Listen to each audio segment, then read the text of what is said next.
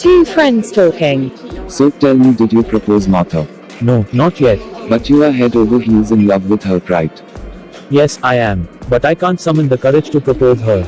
Well, try this. Take her to a restaurant for candlelight dinner and propose her in a very romantic style. I think that's a great idea.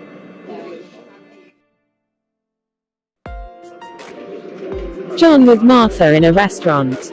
Wow, great dinner and a very cozy restaurant. I came here for the first time. Thanks for joining me. You are welcome. You wanted to talk something important. What is it? Actually, I wanted to tell you something. Yes, go ahead. Waiter, get me some water. What happened? Is everything alright? Yes, I am fine. I just wanted to tell you that I am head over heels in love with you. Really?